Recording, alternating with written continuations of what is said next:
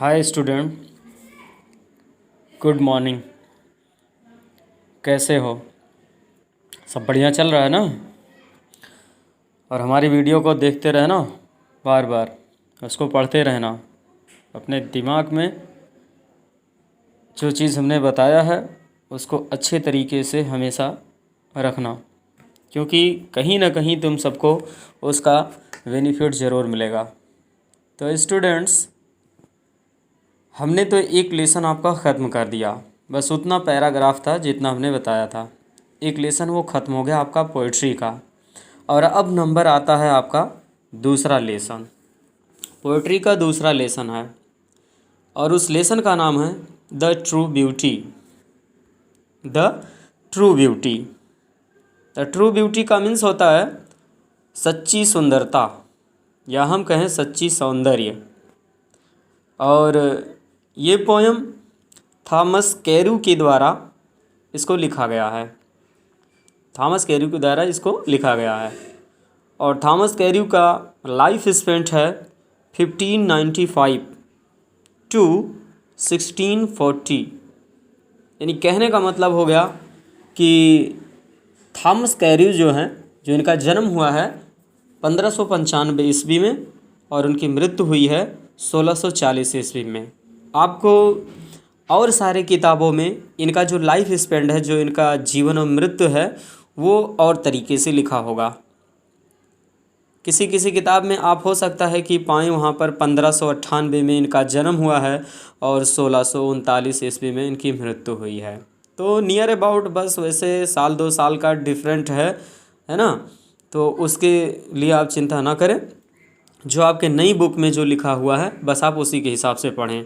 तो इस बुक जो आई हुई है, जो मार्केट में नई बुक जो हम सब पढ़ाते हैं, जिससे इंटर सिलेबस जो पढ़ाते हैं, उसमें लिखा हुआ है कि 1595, यानी कि Thomas Carew was born on 1595 and he was died on 1640। यानी कि 1595 ईस्वी में इनकी थॉमस कैरू की मृत्यु हुई है और इनका जन्म 1595 ईस्वी में इनका जन्म हुआ है और 1640 में इनका मृत्यु हुआ है। तो बस इतना याद रखना कि 1595 ईस्वी में थॉमस कैरू का जन्म हुआ है और 1640 ईस्वी में इनकी मृत्यु हुई है। तो स्टूडेंट्स, इस पोएम में कवि चर्चा करता है, मतलब इस पोएम में कवि ये चर्चा करता है, और वो जो चर्चा करता है 2 प्रकार की सुंदरता के बारे में। इस कविता में कवि ने 2 प्रकार की सुंदरता का यहाँ पर चर्चा किया है, यानी कि उसकी वर्णन किया गया है। पहली सुंदरता है इसमें, इस कविता में शारीरिक सुंदरता, यानी कि फिजिकल ब्यूटी। और दूसरी सुंदरता है आध्यात्मिक सुंदरता, यानी कि स्पिरिचुअल ब्यूटी। तो इसमें 2 सौंदर्य के बारे में कवि ने यहाँ पर चर्चा किया है, एक फिजिकल ब्यूटी और दूसरा स्पिरिचुअल ब्यूटी। यानी शारीरिक सुंदरता एक होती है और दूसरा आध्यात्मिक सुंदरता होती है।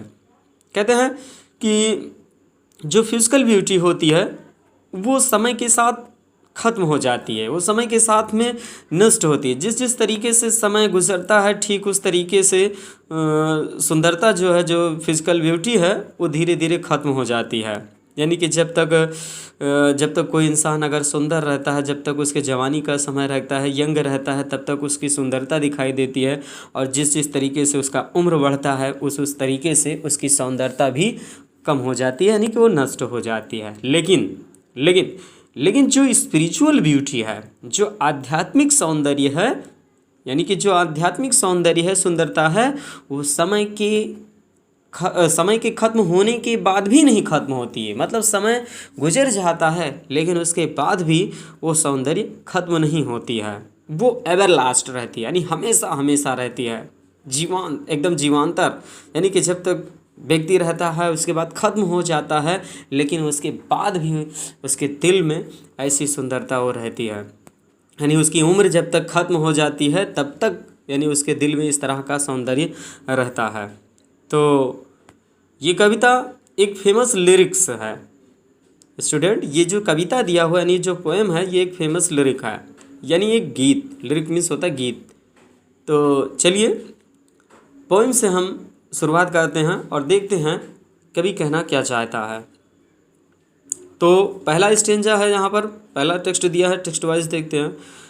कहता है कि ही दैट लव्स अ रोजी चीक।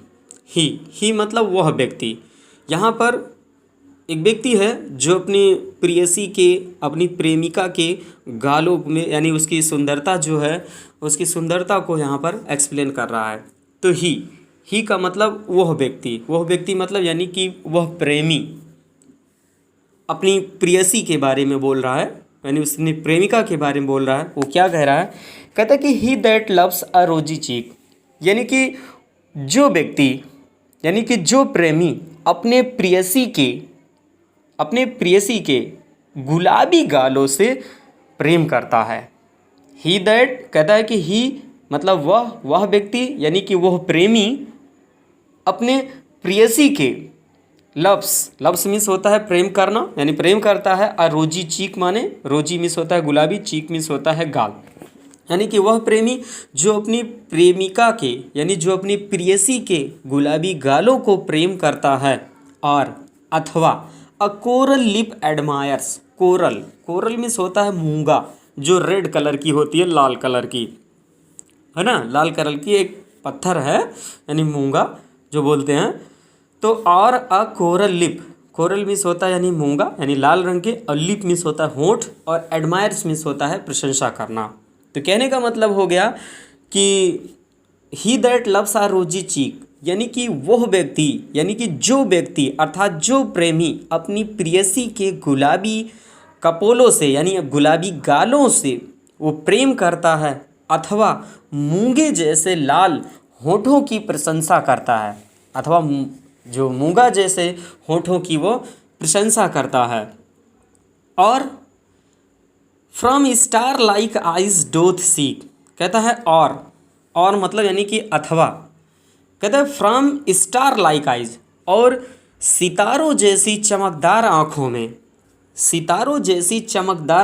में डोथ सीक फ्यूल, अपने प्रेम की अग्नि को प्रज्वलित रखने के लिए ईंधन की तलाश करता है।